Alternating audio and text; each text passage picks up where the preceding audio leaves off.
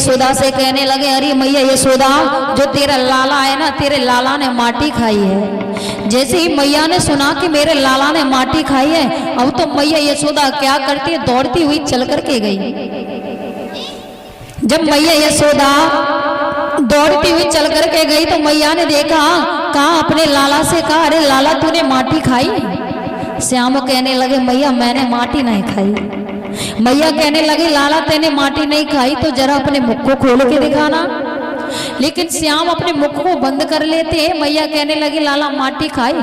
श्याम कहने लगे मैया ने कहा, लाला जब माटी ना खाई तो अपने जब मुख को खोल के दिखा दी। लेकिन श्याम अपने मुख को नहीं खोलते, बार बार मैया कहने लगे, लाला तूने माटी खाई है। श्याम कहने लगे, मैया ना हम बच्चम भाण्यम, कहा मैया मैंने माटी नहीं खाई है, मैंने तो ब्रज की रज को खाया है। लेकिन मैया यशोदा हाथ पकड़ जाती है। लेकिन प्रभु कहने लगे, यदि मैया यशोदा को अपना मुख खोल करके दिखा दूंगा तो मैया को मेरे मुख में पूरा ब्रह्मांड दिखाई दे जाएगा। यदि पूरा ब्रह्मांड दिखाई दे गया तो मैया कहेगी, ये मेरा लाला नहीं, ये तो कोई माया भी है।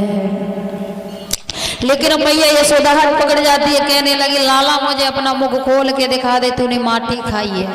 जब मैया यशोदा हाथ पकड़ गई तो मेरे प्रभु क्या करते हैं, जैसे ही मेरे प्रभु ने अपने मुख को खोला है और तो एकदम से मैया यशोदा को भगवान श्याम के मुख में पूरा ब्रह्मांड दिखाई दे जाता है।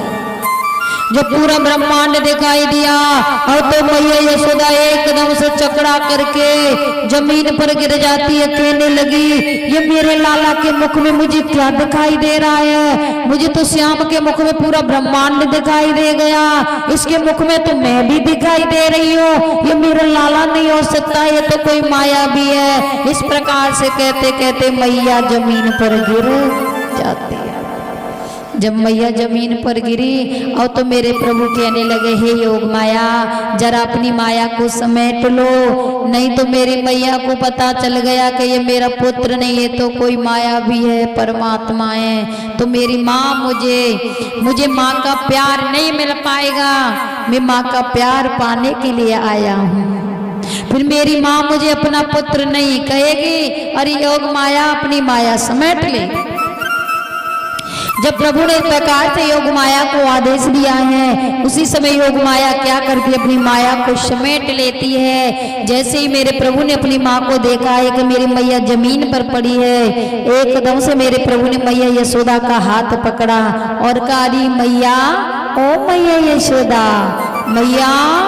जैसे मैया एकदम से झटपटा करके खड़ी होती है, मैया कहने लगी, लाला मैंने तेरे मुख में कुछ देखा था, लाला जरा अपना मुख खोल के दिखाना।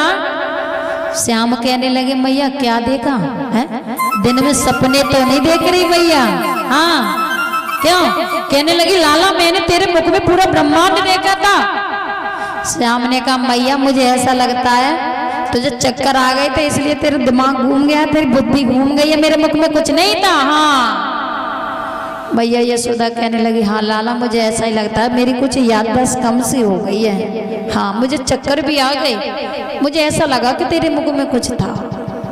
अब तो मेरे प्रभु ने मैया की उस बुद्धि को फेर दिया, आनंद देने लगे, नाना प्रकार की लीला करने लगे।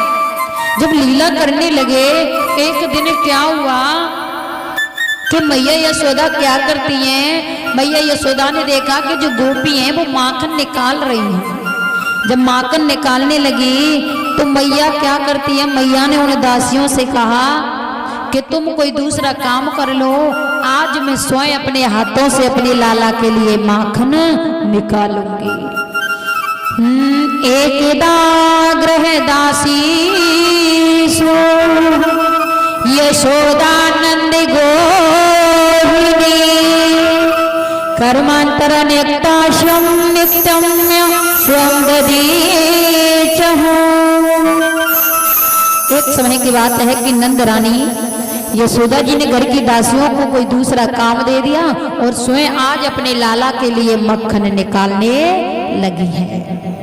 जब मैया यशोदा ने अपने हाथों से लाला के लिए माखन निकाला, माखन निकाल करके और मैया यशोदा अंदर घर में प्रवेश हो जाती हैं और गृह कार्य में लग जाती हैं।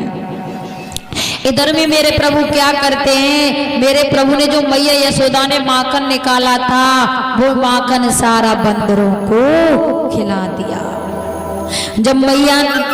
जब श्याम ने वो माखन बंदरों को खिलाया तो एक दासी दौड़ती हुई गई, कहने लगी, अरे मैया यशोदा तूने जो माखन निकाला है ना वो माखन श्याम ने सारा बंदरों को खिला दिया है।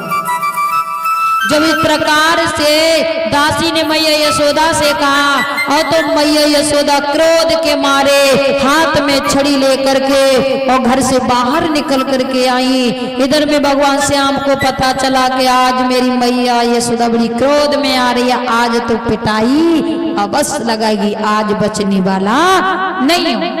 और तो मैया यशोदा बड़ी क्रोध में जैसे घर से बाहर निकल करके आई और तो मेरे प्रभु क्या करते हैं, भगवान श्याम दौड़ने लग जाते हैं। और तो भगवान श्याम भागने लगे, मैया यशोदा उनका पीछा करने लगी, कहने लगी, लाला रुक जा, आज तुझे बताऊंगी है, मैंने माखन तेरे लिए निकाला था वो तूने सारा माखन बंदरों को खिला दिया। अब तो मैया यशोदा भगवान श्याम के पीछे भागती जा रही है, भागती जा रही है, भागती जा रही है, लेकिन भगवान श्याम हाथ नहीं आ रहे। अब तो भागते भागते भागते भागते भागते भागते मैया यशोदा थकने लगी। श्याम कहने लगे, अब तो मेरी मैया थक गई है, अब तो मुझे मैया के हाथों में पकड़ जाना चाहिए, क्योंकि बहुत देर हो गई, मेरी मैया थक गई होगी। अब तो जैसे तैसे करके भगवान श्याम को मैया यशोदा पकड़ लेती है। मैया यशोदा आज क्रोध के मारे भगवान श्याम को पकड़ करके और हाथ पकड़ कर खींचती हुई लेकर के आई, कहने लगी, चल दारी के आज तुझे बताऊंगी, हाँ मैंने माखन तेरे लिए निकाला था, तूने सारा माखन बंदरों को खिला दिया। और तो मैया यशोदा क्या करती है, जो मैया यशोदा के आंगन में एक उखल था और मैया यशोदा क्या करती है, भगवान श्याम को उखल के पास में खड़ा कर देती है, कहने लगी, आज मैं तुझे उखल से बांधूंगी क्योंकि तू बहुत शरारती हो गया है। हाँ, उसी समय मैया यशोदा ने दासी से कहा, जाओ घर में से रस्सी लेकर के आओ। जब दासी दौड़ करके गई तो जब मैया यशोदा के घर से जब रस्सी लेकर के आई तो मैया यशोदा लाला को रस्सी से बांधने लगी है, लेकिन जब उखल से बांधने लगी रस्सी से तो रस्सी जो थी 2 अंगुल छोटी पड़ जाती। अब तो मैया यशोदा ने पूरे महलों से रस्सी मंगा ली, फिर भी रस्सी 2 अंगुल छोटी पड़ जाती। धीरे धीरे करके मैया ने पूरे गोकुल से रस्सी मंगा ली, फिर भी रस्सी 2 अंगुल छोटी पड़ जाते। पूरे कुल छा से रस्सी मंगा ली, फिर भी रस्सी 2 अंगुल छोटी पड़ जाती है। परीक्षित महाराज और तो मैया यशोदा थक जाती है, कहने लगी, ये बंधने में क्यों नहीं आ रहा है। प्रभु ने देखा मैया यशोदा अब तो थक गई, अब तो मुझे बंध जाना चाहिए, क्योंकि क्रोध से कोई परमात्मा को बांध नहीं सकता है, क्योंकि मैया यशोदा बड़ी ही क्रोध में थी, इसके कारण परमात्मा बंधने में नहीं आ रहे थे। और तो धीरे धीरे करके मैया यशोदा का क्रोध शांत हुआ। जब क्रोध शांत हुआ तो प्रभु बंध जाते। जब प्रभु बने तो मैया यशोदा कहने लगी, आज सारी दोपहरी तो इस उखल से ही बना रहेगा। इस प्रकार से मैया यशोदा लाला को बांध करके और अंदर घर में प्रवेश हो जाती हैं और गृह कार्य में लग जाती हैं। जब मैया यशोदा गृह कार्य में लगी, इधर में मेरे प्रभु ने क्या देखा कि मैया यशोदा के आंगन में 2 वृक्ष खड़े थे। क्या खड़े थे? 2 वृक्ष खड़े थे। वो वृक्ष किसके थे? यमला अर्जुन के।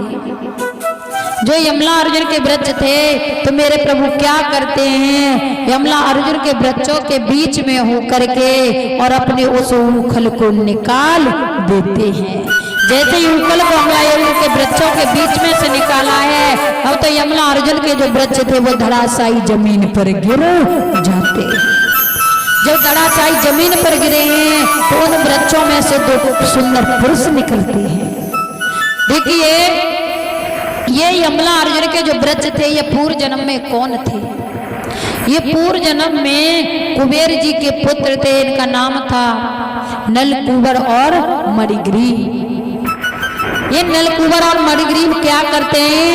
ये अप्सराओं के साथ में और एक सरोवर में नग्न अवस्था में ये स्नान कर रहे थे।